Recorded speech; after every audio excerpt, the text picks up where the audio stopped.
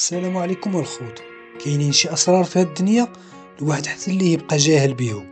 انا سميتي ياسين، عندي 20 عام، وإلا شفتوني تقولوا هاد الدري ضاحك عليه الدنيا، فلوس العمارات والمحلات. ولكن الحقيقة هي اني عايش في واحد الحفرة ديال الندم اللي ما غاديش نخرج منها حياتي كلها. انا تزاديت يتيم الاب، والوالدة ديالي ماتت فاش كان عندي شهرين في واحد الحادثة خايبة بزاف. بقيت غير انا وجدتي، هي اللي رباتني وهي اللي قراتني وهي اللي بقات ليا من ريحة الوالدين. حنا عايشين في واحد الدار كبيرة بزاف، تقول الرياض بحال الشكل تاع الرياض، وفيها واحد السكات كيخلع. الوالد ديالي قصتو قصة، فما كنسول جدتي عليه كتجاوبني بجوج كلمات: با كان راجل مزيان ومقاتل مع الزمان، ومات قبل ما تولد في ظروف صعيبة. هاد الغموض هو اللي خلى الفضول يكبر في قلبي، وديما كنت سائل كيفاش هادشي هذا وقع. القصة اللي غادي نحكيها بدات من ورا العطلة ديال نهاية العام الدراسي. جدتي قررت تمشي للعمرة، هي لحات عليا بزاف نمشي معاها، ولكن ما عرفش علاش قلت ليها لا وما مشيتش معاها. بقيت بوحدي في ديك الدار الكبيرة. في يوم من الايام كنت غادي بالطوموبيل وانا نشوف واحد خونا جاني داك الوجه معروف، حتى بانت لي واحد التبسيمة. عمار صاحبي، الدري هذا قريت معاه في الاعدادي. وقفت عنده سولته فين هاد الغيبة هادي، فين هاد الغبورات، سنين هادي مشفناش بعضياتنا. مشينا ريحنا في واحد القهيوة ورجعنا ذكريات زمان، عاودنا على الايام القديمة وايامات الحماق قلة العقل. المهم قال لي راه سكنوا في المانيا، هذاك الشيء علاش غبروا هاد العوام كاملين. دابا ملي وليتي كتجي راك عارف جي عندي للدار انا بوحدي، ورا جدتي مشات العمره. قال لي اوكي صافي اخويا، تما ولا كيجي عندي للدار بزاف حيت عارفني بوحدي. الصراحه ونسني في هذيك الايامات حيت الدار كبيره. الدار هادي ما كانش غير حيوط وسقف، بحال شي كائن حي كيتنفس معانا، كائن قديم وعارف كاع الاسرار اللي مخبيه تحت الزليج ديالو. السقف كان مزوق بداك القبس القديم والنقوش البلديين اللي فيهم الدوائر والمثلثات. فاش كنت كنبقى نشوف فيهم وانا ناعس كانوا كيبانوا لي بحال العيون، بحال شي عينين كيشوفوا فيك، شي وجوه مخبيه وسط الزواق. كتسنى غير فوقاش يتفضوا باش تخرج. اما الريحه ما نعاودش ليك، الريحه في دارنا كانت قصه بوحدها. كاينه ريحه الغموليه، كاينه رطوبه، ديك الرطوبه ديال العرعار القديم اللي شارب الشتا ديال سنين وسنين، ومخلط بريحه البخور ديال جده، داك العود القماري. كانت كتقول لي هاد العود هذا الريحه ديالو كتحيد النعاس. الريحه ديال البخور فاش كتخلط مع ريحه الدار القديمه كتعطي واحد الريحه ثقيله بزاف. الريحه الا شميتيها كتفكرك بالمقابر، الله يحفظ السلامه. المهم هاد الليله جا عندي عمار وجاب معاه واحد اللعبه غريبه، اول مره في حياتي غادي نشوفها، ومكتوب عليها باللاتينيه ويجا. انا جاتني بحال داكشي ديال التحاف والفراعنه. المهم جاتني بشكال. تما دخلني الفضول وسولته شنو هادشي يا عمار، واش وليتي كتبيع الخردة؟ جاوبني قال لي هادشي ماشي الخردة السياسيين، هادي بوابة الزمان. بقيت كنضحك. قال لي هادي راه شريتها من واحد الزنقة مظلمة في ألمانيا ب 300 اورو. الناس كيسحبوها غير لعبة، ولكن هي كتحضر الأرواح، وإلا سولتيهم كيعطوك الأجوبة ديال الأسئلة اللي العالم كله ما يقدرش يجاوبك عليها. أنا ضحكت وتعجبت. فهاد صحيبي هذا مخلص 300 اورو على لعبة كتجيب الرعب والخوف. بدا كيلح عليا باش نجرب ونلعب معاه. قبلت بسبب الفضول ديالي، هذاك الفضول القبيح خلاني نوافق ونجرب معاه هذيك اللعبة. طفينا الضواء وشعلنا جوج شمعات. عمار بدا كيهضر بواحد اللغة ما كتفهمش، واش كانت ألمانية الله أعلم. من بعد سولني على أي روح بغيت نحضرو، قلت ليه الروح ديال هتلر. ياك اللعبة جبتيها من ألمانيا؟ ايوا حضر لينا هتلر. وبدينا كنضحكو. سولني علاش اختاريتيه هو بالضبط، قلت لي حيت موتو كان في ظروف غامضة وبغيت نسولو علاش مات وكيفاش، وكون ما ماتش واش كان غادي يحتل العالم كله. بقينا حاطين يدينا على داك الكاس 5 حتى 10 دقائق تقريبا، والو حاجة ما وقعت. تما تعصبت وانا نوض، قلت لي تصافي بارك علينا من الدفا هادي، نوض يلا نمشي ناكلو شي حاجة. خرجنا نمشيو نتعشاو، وبقيت انا وعمار حتى الليل برا. تعطل الحال ووصلتو لدارو، وانا رجعت لدارنا. مليت الباب الدار كانت باردة وخبر راه كان جو سخون.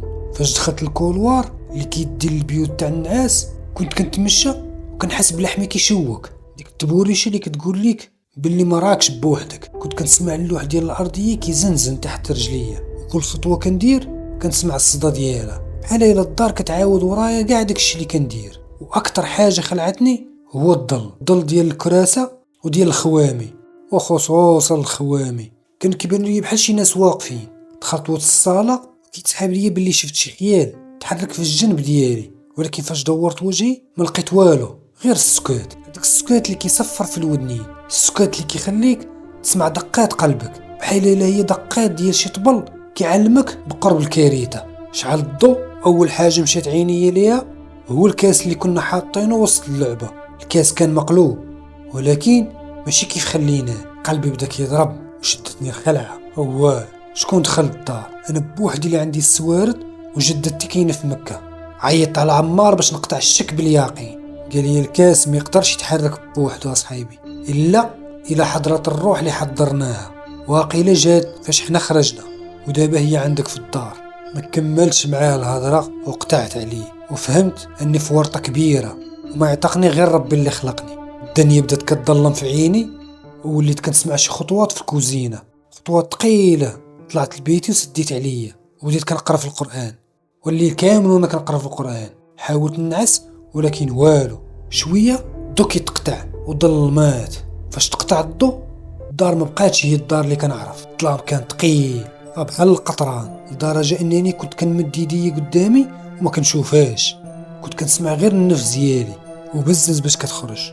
شويه وانا نسمع واحد الصوت اللي كان صوت تخربيش، تخربيش خفيف على الباب بحال شي حد كيدوز ضفارو بشويه وتقول كيجرب الصبر ديالي. بقيت حابس النفس لدرجه صدري تسد عليا. شويه وانا نسمع اليد ديال الباب بدات كتحرك بحال شي حد باغي يدخل، شي حد ما محتاج لا سوارت لا والو. تما قررت نهبط وما عرفتش منين جاتني الشجاعه، ولا ربما غير الهروب من الوضع اللي كنت فيه. كنت هاوط مع الدروج ويديا لاصقين على الحيط. كان بارد لدرجه يديك تجمد وكنت كنحس بكل درجه كتصفر تحت رجلي. وفي نص الدروج بان لي خيال ديال راجل شارف دايز. في الاول كنت واقيلا شي شفار هذا، ربما شي حد دخل من الشرجم، ولكن حركة المشي ديالو ما كانتش بشرية. كان بحال الا غادي مزلق فوق الزيت وغادي بسرعة. كان لابس واحد اللبسة بيضة بحال الثوب اللي كيكفنوا فيه الموتى، والشعر كان قليل ومشتت على الكتاف بحال الخيوط ديال الرتيلة. قرب مني وفي هذيك اللحظة بان واحد الضوء خفيف من الشرجم. تما شفت وجهه ويا ريتني ما شفت وجهه. ما كانوش فين ملامح عادية، الجلد كان لاصق على العظم مكمش وكحل تقول يلا خارج من العافية. وعينيه ما كانوش عينين عاديين، كانوا جوج ديال الحفاري كحلين غارقين، ولكن كنت كنحس بيهم كيشوفوا في الاعماق ديال روحي. فشحال فمه خرجت منه واحد الريحة ديال الموت، والبرودة حسيت بها خرجت من داك الفم وضرباتني في وجهي. قلبي وقف حرفيا، حسيت بقلبي سكت لواحد الثانية. حاولت نرجع اللور ولكن رجليا خانوني، فشلت وطحت وبديت كنزحف جهة الباب ديال الزنقة. كنت كنضرب في الباب بهستيريا بيدي وبراسي وكنغوت وبحال الحمق. عتقوني، قالوا عليا عتقوني. شويه كنحس بالبرد ديالو كيقرب من عنقي، شعري وقف ولحمي تشوك. شفت واقف قدامي مباشره وهبط وجهه لعندي. تما الدنيا ظلمات بمره. غيبت وقت الصباح لقيت الشمس طلعات. رحمة الله باللي كان غير كابوس، ولكن لا، هذاك الشيء اللي شفت كان حقيقي. اتصلت بعمار وحكيت له كل شيء. قلت لي الدار ولات مسكونه بالارواح بسبب هذيك اللعبه ديال الويجه الملعونه. في اليوم التالي ما قدرتش نعس في الدار، مشيت واحد لوطيل قريب لينا. حاولت نعس ولكن ما قدرتش رغم ان عظامي كانوا مدقدقين. دازت يومين ورجعت للدار نهز شي حوايج ديالي. تما كنسمع شي حد لداخل في الدار. ترددت بزاف، مره قلبي كيقول لي هادوك الجنون والشياطين، مره راسي تيقول لي تسير شوف شكون. في الاخير سيطرت على الخوف ديالي، فتحت الباب وانا مضحشر. شنو نلقى؟ جداتي، لا اله الا الله، جدتي رجعات من العمره. فرحت بزاف، اخيرا حسيت بالامان. حكيت لها كل شيء، بان الدار مسكونه بالشياطين. ما قلتش لها على ويجه باش ما تخاسمش عليا. قبل ما الناس قرات جدتي ايات كثيره ديال القران. نعست عندها مسكينه في البيت. من بعد قنعت نبيعوا الدار. قلت لها ما نقدرش نعيش مازال في هالدار ولو لتانية. جدتي مسكينه عزيز عليها، تفهمت الوضع وعيطنا على واحد السمسار. حطيناها للبيع، في اسبوع واحد بعناها. ما تعطلاتش، خدينا فلوسها وشرينا دار جديده. بمجرد ما مشيت من الدار سديت الباب اللي فتحته على عالم الجن والشياطين. من بعد ما شرينا الدار جديده بدينا تنقلوا في الرحيل. وانا لقى شي وراق كان كيسحب ليا ديال جده، جمعتهم مع الكتوبه ديالي. ما كانش عندي الوقت نفتحهم ونقراهم، مستعجل باغي غير يمتى نخرج من الدار القديمه. دار جديدة كانت مريحة وعصرية وعجباتنا وارتاحينا فيها. دازت مدة وانا نتفكر هادوك الوراق، نعطيهم لجدة، معجبتهم وبديت كنقرا فيهم. كنشوف السمية ديال الاب ديالي. هاد الاوراق خطيرة بزاف، فيهم عقود واسهم ديال شركات عالمية القيمة التسويقية ديالهم بالمليارات، والرسائل رسائل من الوالد كيعتذر فيها وكيعترف بالفشل ديالو وباللي غادي يغبر باش يصوب مستقبله ويعاود يرجع لعدنا. جدة والناس الجيران كلشي كان كيقولوا باللي انتحر، ولكن الاوراق كتقول باللي كان كيبني ثروة كبيرة. قصة الوالد ما كانش عندي الشجاعة نهضر عليها قبل. الاب ديالي راجل بسيط، رباه جدي وجداتي. مات جدي والوالد مازال صغير. جدتي ربته وعلمته ودائما كانت كتحرص على الدين قبل الدنيا. تخرج من الجامعة ودخل شركة كبيرة، كان متمكن من الخدمة ديالو. الوالدة خطبة وهي كانت بنت مول الشركة فين خدام. بوها كان معكس معاها، قال لها هذا راه غير طامع. الوالدة ضحات بكل شيء باش تزوج بيه. تزوجوا ومن بعد 4 سنين في هذا الوقت الوالد ضاقت عليه الدنيا وقرر يمشي لأوروبا. دازت شهور وأيام. الوالد رسل رسالة اعتذار لمو ولزوجته وقال انه فاشل وما قدرش يعطيها الحياة اللي كانت عايشة في دار بوها وانه ما كيستحقهاش والموت حسن ليه. دازت مدة، جدتي سمعت خبر الانتحار في الصحف الأجنبية. صدمات، كلشي كان كيقول باللي انتحر. حسيت انها ظلماتو وركزت حياتها عليا وعلى جداتي. مشيئة الله ماتت حتى هي في حادث سير وانا عندي غير شهرين. جدتي ربتني وكل واحد لقى عزاه في الثاني. هنا دار في بالي نشوف واش الاسهم الحقيقية. جربت بمساعدة خبراء على الانترنت، تأكد ان الوراق صحيحة، يعني عندي الحق في 4 مليار ديال الدولار على الاقل. مبلغ ما ساهلش يخليك دير اي حاجة. تذكرت لعبة الويجا والقدرة ديالها على تحضير الارواح. هنا لجأت لواحد الشخص مشهور على النت كيقدر يحضر الارواح بلعبة الويجا. نيتي نتواصل مع روح الوالد ونسولو على مصداقية الأوراق، واش هادشي بصح ولا لا. تواصلت مع داك الشخص اللي لقيت في الانترنت. تلاقينا في واحد البيت صغير بعيد على الصداع، والحيوط ديالو عامرين بالكتب قدام وفوق منهم رسومات غريبة ما فهمت منها والو.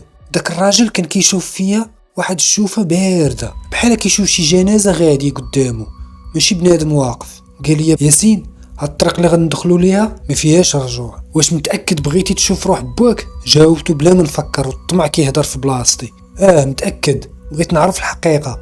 داك الروحاني بدا الطقوس ديالو، بدا كيشعل واحد النوع ديال البخور، ريحته كانت قوية. الدخان بدا كيدور في البيت والراجل بدا كيتمتم شي كلمات ماشي عربية وماشي شلحة وماشي شي لغة كنعرفوها. تم الحرارة بدات كتطلع شوية، بدات المراية اللي كانت قدامنا كتضبب والضباب بدا كيتجمع كيشكل صورة بنادم. تما بان لي الوالي، شفتو نفس الوجه اللي كان في التصاور القدام، ولكن كان كيبان حقيقي كتر من القياس. وكان ضارب كوستيم ترضع شرطينيه وشعره كان فيه الشيب كيبان عليه الوقار، ولكن عينيه خويا عينيه ما كانوش عينين ديال ميت مرتاح، كانوا عينين عامرين بالدهشة، عامرين بواحد الخوف اللي عمري شفته. كان كيشوف فيا بحال كيطلب مني نعتقو، كان كيحرك فمو بحال الا باغي يهضر ولكن الصوت ما كانش كيخرج، كان كيتقاتل باش يبقى واقف قدامي. انا في هذيك اللحظه نسيت باللي راه ميت وانا نسولو السؤال اللي كان كيتسنى اي واحد يسولو: فين هما الفلوس؟ فين خبيتي الثروه ديالك؟ في ديك اللحظه ملامح وجهه تبدلات وتحول من الدهشه للحسره، وواحد الشوفه شاف فيا بحال تقول باغي يقول لي حتى انت وليدي، حتى انت طامع فيا. ومن بعد بدا كيختفي، ولكن ماشي اختفاء عادي، بدا كيتلاشى بحال كيدوب. فرمشة عين غبر. الروحاني وجهه ولا صفر، قال لي ياسين باك ما كانش ميت. طريقة باش بان وباش مشى كتدل على انه كان باقي حي، وفاش كتحضر الروح شي حد وهو مازال حي الروح كتخرج من الجسد وما كتبقاش ترجع. انت قتلتي باك يا ياسين. واش بصح الوليد كان عايش وبسبب الطمع والفضول ديالي مات؟ ما صدقتوش. تقريت من بعد يومين خبر وفاة رجل أعمال غامض في أوروبا بسكتة قلبية مفاجئة، نفس الوقت ونفس الساعة. على هذا الحساب الوالد كان عايش، كان كيتسنى غير الوقت المناسب باش يرجع لينا، وانا بالجهل والطمع خديت لي حياته. دابا انا عندي فلوس كتيرة ولكن ما كنقدرش ننعس. كل ليلة كنشوف الوالد في المنام كيشوف فيا ديك الشوفة ديال علاش اوليدي علاش.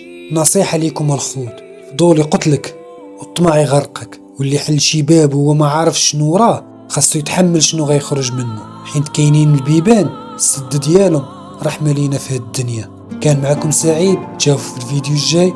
تهلاو. الطمع دخل قلبي وعمى عيني، الطمع دخل قلبي وعمى عيني، بغيت كل شي وضيعتني يدي، بغيت كل شي وضيعتني يدي، بغيت كل شي وضيعتني يدي. نصيحة لي